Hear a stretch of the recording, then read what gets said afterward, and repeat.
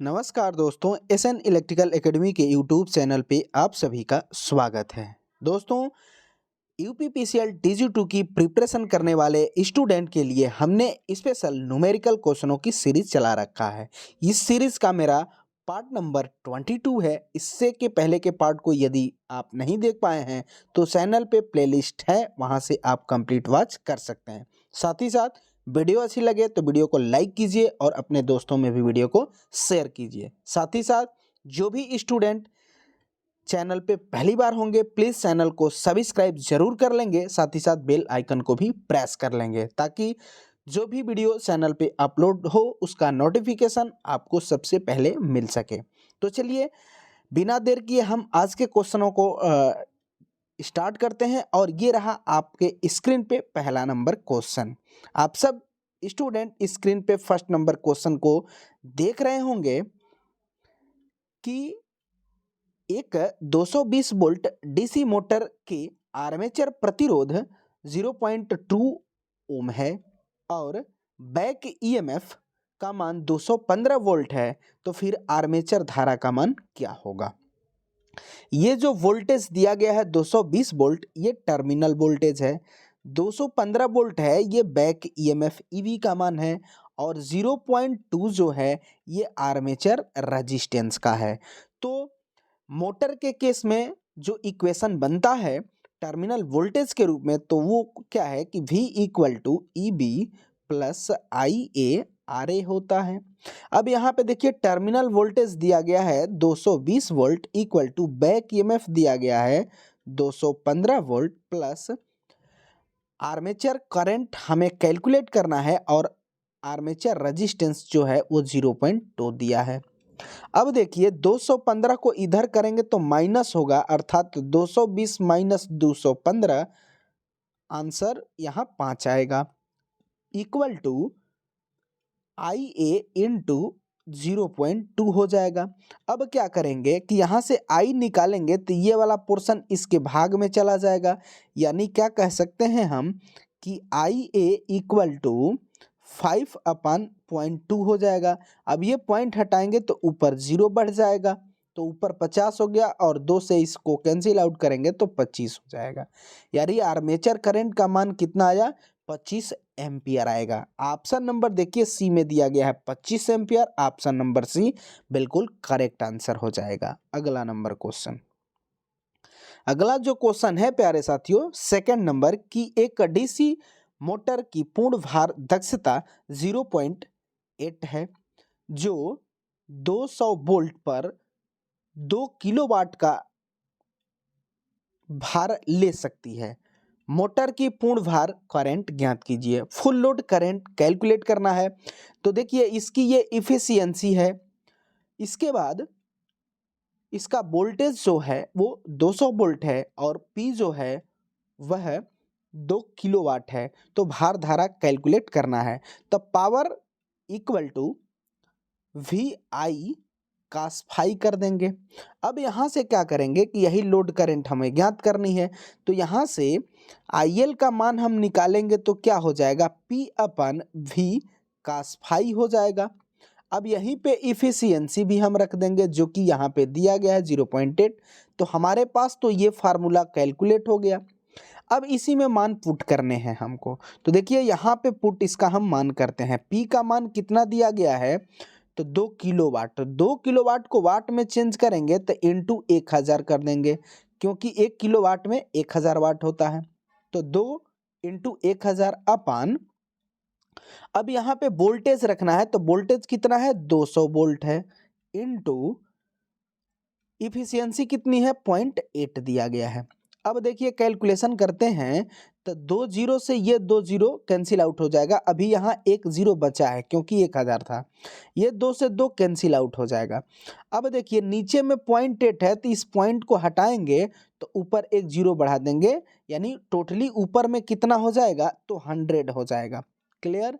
और फिर नीचे में 8 है, अब इससे भाग देंगे तो कितने बार में कटेगा, 12 × 8 = 96, यानी 12.5 हो जाएगा।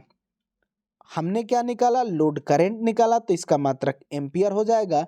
ऑप्शन नंबर बी प्यारे साथियों बिल्कुल करेक्ट आंसर हो जाएगा, 12.5 5 एम्पियर। उम्मीद करेंगे आप सब प्यारे साथियों को ये क्वेश्चन अच्छे से समझ में आया होगा। अगला 3rd नंबर क्वेश्चन कि एक लैप बाउंड डीसी जनरेटर 400 चालक है व 8 पोल, प्रति पोल चालक ईएमएफ 2 वोल्ट है, तो मशीन की कुल ईएमएफ क्या होगा।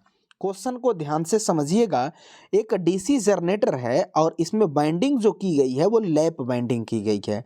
इसमें कंडक्टर, टोटल जो कंडक्टर हैं वो कितने हैं, तो वो 400 हैं, और प्रति पोल जो ईएमएफ उस मशीन में बिल्डअप हो रहा है वो 2 वोल्ट है। तो पहले हम 8 पोल पे इसके कंडक्टर को निकाल लें, तो इससे हम 8 से भाग देंगे, 8 5 40, यानी टोटल कंडक्टर हमारे पास कितने आ गए, 50 आ गए।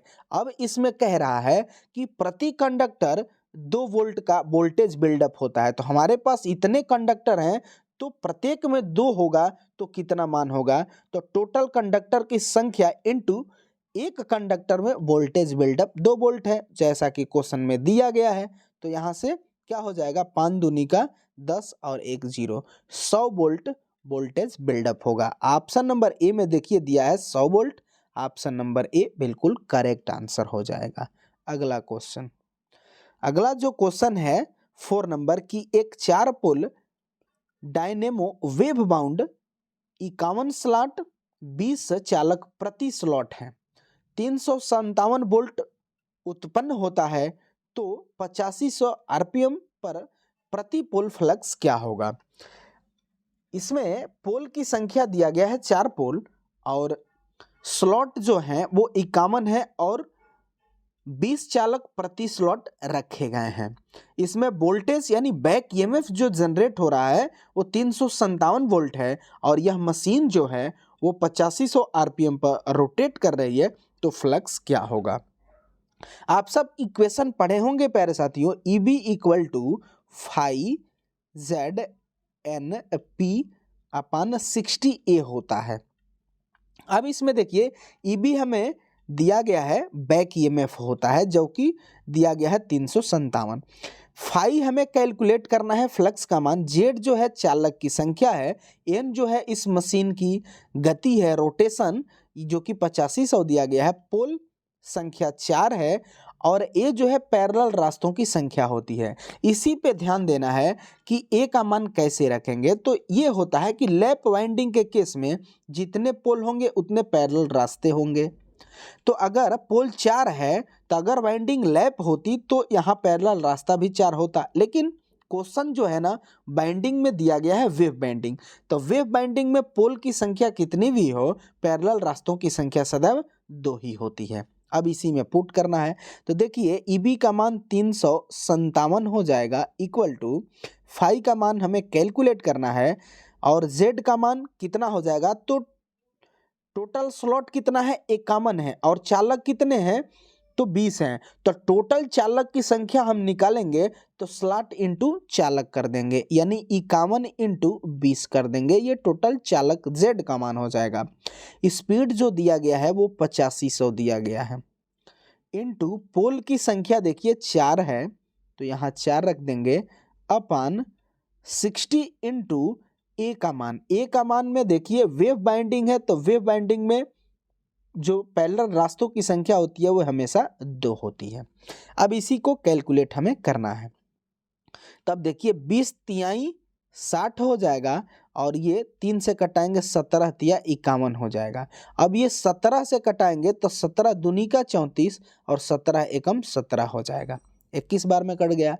अब यहाँ से क्या करेंगे कि ये 2 से ये 2 4 कैंसिल, 2 दूनी का 4 2 हो जाएगा। अब यहाँ पे 8500 2 से इंटू कर दीजिए तो 0 0 और 5 दूनी का 10 का 0 1 हो जाएगा, 8 दूनी का 16 1 17 हो जाएगा, यानी आया क्या, तो 21 इक्वल टू 5 इंटू 17 पर 000। अब मिटाते हैं, नहीं तो यहीं पे एक बार आपको हम समझाते हैं। देखिए 21 इक्वल टू 5 इंटू 17 पर 000। अब यहाँ से 5 का मान निकालेंगे तो ये 17 पर 000 है, ये 21 के नीचे भाग में चला जाएगा, यानी 5 इक्वल टू क्या हम लिख सकते हैं, तो 21/17 इंटू 10⁻, इसको 3 कर देंगे क्योंकि 3 जीरो है। तो अब इस 17 को 21 से कटाएंगे ना तो क्या आएगा, 1.2 आएगा। 1.2 आया और नीचे में 10⁻, माइनस +3 है, +3 है, तो इसको जब ऊपर लेके जाएंगे तो -3 हो जाएगा। और 1 मिलीमीटर में कितना मीटर होता है, 10⁻³ होता है, तो ये ऊपर गया माइनस में हुआ, इसलिए ये मिलीमीटर हो जाएगा। तो आंसर क्या हुआ, 1.2 इंटू 10⁻³ को हम मिली बोलेंगे, यानी 1.2 मिली वेबर आंसर होगा। ऑप्शन नंबर ए में देखिए दिया गया है 1.2 मिली वेबर, इसलिए option number A correct answer हो जाएगा। अगला क्वेश्चन, अगला जो क्वेश्चन है 5 नंबर की, एक नर्म ब्रश स्पर्श क्षेत्र 5 सेंटीमीटर स्क्वायर है। अगर पदार्थ का घनत्व जो है वो 9 एम्पियर बाई सेंटीमीटर स्क्वायर है तो धारा वहन क्षमता क्या होगी। धारा वहन क्षमता इक्वल टू क्षेत्रफल इंटू धारा घनत्व जे हो जाएगा। अब यहाँ पे 5 सेंटीमीटर क्षेत्रफल है और करेंट डेंसिटी जो है वो 9 है, तो इसमें गुणा करेंगे 9 5 45 एम्पियर करंट आ जाएगी। ऑप्शन नंबर ए बिल्कुल करेक्ट आंसर हो जाएगा, 45 एम्पियर। अगला क्वेश्चन, अगला जो क्वेश्चन है 6 नंबर की 75% भार पर कॉपर हानि 900 वाट है तो 50% पर कॉपर हानि क्या होगी। अब देखिए 75% पर परसेंट है तो ये परसेंट हटाएंगे तो नीचे 100 कर देंगे, 25 या 75, 25 चौका सही हो जाएगा। पर जो कॉपर लॉस है वो कितना है, 900 है, तो 900 इंटू 3/4 का स्क्वायर कर देंगे क्योंकि इतने पर इसका कॉपर लॉस इतना है। तो अगले स्टेप में 900 इंटू 3 का स्क्वायर 9, सॉरी दोस्तों ये गड़बड़ हुआ, फिर से इसको बताते हैं हम आपको। देखिए 75% पर कॉपर हानि जो है वो 900 वाट है, तो 75% का हम भाग निकालते हैं तो 25 या 75, 25 चौका 100, 3/4 हो जाएगा। 3/4 पर जो है ये कितना है, 900 वाट है, तो इतने पर ये कितना हो गया, 900 वाट हो गया। क्लियर। अब यहाँ से x का जब हम मान निकालेंगे तो ये भार का स्क्वायर होता है ना, तो अगले स्टेप में क्या हो जाएगा, 900 इंटू ये क्रॉस मल्टीप्लीकेशन होगा तो 4 का स्क्वायर 16 अपन फिर ये 3 का 9, 900 हो जाएगा। अब ये 9 से 9 कैंसिल आउट हो जाएगा तो क्या हुआ, x का मान 1600 हुआ। यानी 75% पर उसमें कॉपर लॉस जो हुआ वो 1600 वाट हुआ। क्लियर। अब देखिए जब ये 1600 वाट हो गया, 1600 वाट, तो कह रहा कि 50% पर क्या होगा, तो 50% का मतलब 50/100 यानी 1/2 हो जाएगा। तो इसका हम 50% यानी 1/2 के स्क्वायर पर कितना होगा, तो 1600 इंटू 1/4 हो जाएगा, 4 चौका 16 कितना हो जाएगा, 400 वाट हो जाएगा। ऑप्शन नंबर डी में दिया गया है 400 वाट, बिल्कुल करेक्ट आंसर हो जाएगा ऑप्शन नंबर डी। अगला क्वेश्चन, अगला जो क्वेश्चन है कि एक DC shunt motor 5 ampere per बल आघूर्ण 20 न्यूटन उत्पन्न करता हो और यदि भार धारा 10 एम्पियर हो तो बल आघूर्ण नया क्या होगा। यहाँ पे देखिए डीसी शंट मोटर के केस में टार्क और आर्मेचर करंट का जो रिलेशन होता है, टार्क समानुपाती आईए होता है। क्यों, क्योंकि इसमें फ्लक्स जो होता है वो कांस्टेंट होता है। तो अगर इसी को दो मीडियम आप बनाएंगे तो क्या लिख सकते हैं, टार्क 1 आर्मेचर करंट 1 अपन टार्क 2 अपन आर्मेचर करंट 2 हो जाएगा। अब इसी में पुट करना है, कह रहा है कि 10 एम्पियर पर टार्क जो है 20 है, तो देखिए 5 एम्पियर पर टार्क 20 है, तो 5 एम्पियर पर टार्क जो है वो 20 है। अब कह रहा है कि करंट को 10 एम्पियर कर दिया जा रहा है, ये जो करंट है पहले 5 थी इसको 10 कर दिया गया है, इसका मतलब है कि इसमें कितने से गुणा किया गया, 2 से, 5 दूनी का 10। तो फिर यहाँ रिलेशन जो है टार्क और करंट का सीधा समानुपाती का है, लीनियर है, तो फिर जो करंट में हो रहा है वही टार्क में भी होगा। तो करंट को 2 गुना किया गया है तो फिर टार्क भी 2 गुना हो जाएगा। यानी पहले टार्क जो 20 था अब 20 दूनी का 40 हो जाएगा, 40 न्यूटन इंटू मीटर हो जाएगा। ऑप्शन नंबर बी बिल्कुल करेक्ट आंसर हो जाएगा। अगला क्वेश्चन, अगला जो 8 नंबर क्वेश्चन है कि एक ट्रांसफार्मर 220 वोल्ट 50 हर्ट्ज से उत्तेजित होने पर भंवर धारा हानि 50 वाट है। 330 वोल्ट 75 हर्ट्ज पर भंवर धारा हानि क्या होगी? भंवर धारा हानि का फार्मूला जो होता है इसे हम एडी करंट लॉस कहते हैं, इसे डब्ल्यू से रिप्रेजेंट करते हैं और डब्ल्यू बराबर bm square F square T square होता है। अब यहाँ पे एडी करंट लॉस और फ्रीक्वेंसी के बीच ही रिलेशन पूछा है, क्वेश्चन बनाया है, तो इसी के बीच हम देखेंगे। तो देखिए यहाँ फ्रीक्वेंसी का जो है वर्ग है और हिस्टेरिसिस लॉस है, तो फार्मूला समानुपात का होगा। तो यहाँ से हम कह सकते हैं कि WE1 upon WE2 equal to F1 का स्क्वायर अपान F2 का स्क्वायर, क्योंकि यहाँ पे फ्रीक्वेंसी जो है स्क्वायर में है। अब इसी फार्मूले को हम लगाएंगे और आंसर पाएंगे। अब देखिए यहाँ पे लगाते हैं, पहले एक बार हम लिख देते हैं WE upon WE2 equal to F1 का स्क्वायर अपान F2 का स्क्वायर। अब देखिए 50 हर्ट्ज पर भंवर धारा हानि जो है वो 50 वाट है, तो फ्रीक्वेंसी जो है वो 50 और भंवर धारा हानि भी 50 है, तो फ्रीक्वेंसी यहाँ पे क्या हो जाएगा 50 इंटू 50 हो जाएगा, इस पर भंवर धारा हानि 50 वाट हो जाएगी। दूसरे कंडीशन में कह रहा है कि अब फ्रीक्वेंसी 75 कर दी जा रही है, तो अपन में 75 इंटू 75 कर देंगे और यहाँ पे हम एडी करंट दूसरी ज्ञात कर लेंगे। अब देखिए क्या हो जाएगा, ये 0 से ये 0 मारा जाएगा और ये 5 से 5 कैंसिल आउट हो जाएगा।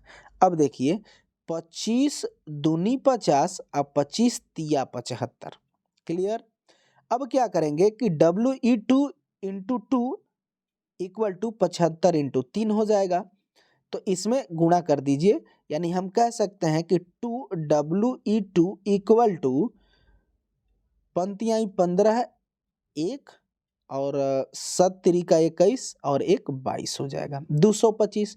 तो WE इक्वल टू करेंगे तो 225 अपान 2 हो जाएगा। अब इसमें आप कैंसिल आउट, 2 एकम 2 फिर 2 एकम 2 और 2 दूनी का 4 पॉइंट 2510 यानी 112.5 वाट आएगा। ऑप्शन नंबर सी बिल्कुल करेक्ट आंसर हो जाएगा। अगला क्वेश्चन, अगला जो 9 नंबर क्वेश्चन है कि 4 पोल मशीन की इलेक्ट्रिकल डिग्री क्या होगी?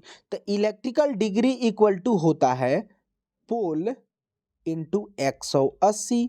अब यहाँ पे पोल कितना है तो 4 है और 180 कर देंगे, 18 चौक 72 और 0 720 डिग्री आ जाएगा।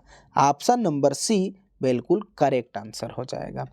इसका एक और फार्मूला होता है, उस पर भी आप करेंगे तो उस पर भी आ जाएगा, mechanical theta equal to 2 electrical theta upon pole, इस पर भी आप करेंगे तो आंसर आ जाएगा। अगला क्वेश्चन, अगला जो क्वेश्चन है 10 नंबर की यदि पोल की संख्या 6 हो और खांचों की संख्या 24 हो तो पोल पिच का मान ज्ञात कीजिए। पोल पिच बराबर जो होता है वह स्लॉट अपान पोल होता है। इसी को हम लिखते हैं, स्लॉट में क्या डालते हैं चालक डालते हैं, तो इसी को लिखा जाता है चालक अपान पोल, मतलब चालक की संख्या अपान पोल, ये फार्मूला बनता है। स्लॉट कितना है 24 है तो 24 कर देंगे, पोल कितना है 6 है तो 6 चौका 24, पोल पिच कितना आया 4 आया। ऑप्शन नंबर सी में दिया गया है 4, ऑप्शन नंबर सी बिल्कुल करेक्ट आंसर हो जाएगा। तो दोस्तों इस वीडियो में हम इतने ही क्वेश्चन को रखते हैं, साथ ही साथ आप सबसे रिक्वेस्ट करेंगे कि प्लीज़ आप सब वीडियो को ज़्यादा से ज़्यादा लाइक करें और अपने दोस्तों में भी वीडियो को ज़्यादा से ज़्यादा शेयर करें। साथ ही साथ जो भी स्टूडेंट चैनल पे पहली बार होंगे प्लीज़ चैनल को सब्सक्राइब ज़रूर कर लेंगे, साथ ही साथ बेल आइकन को भी प्रेस कर लेंगे ताकि जब भी वीडियो चैनल पे अपलोड हो उसका नोटिफिकेशन आपको सबसे पहले मिल सके। तो चलिए इस वीडियो में बस इतना ही, तब तक के लिए bye bye, take care, thanks for watching this video.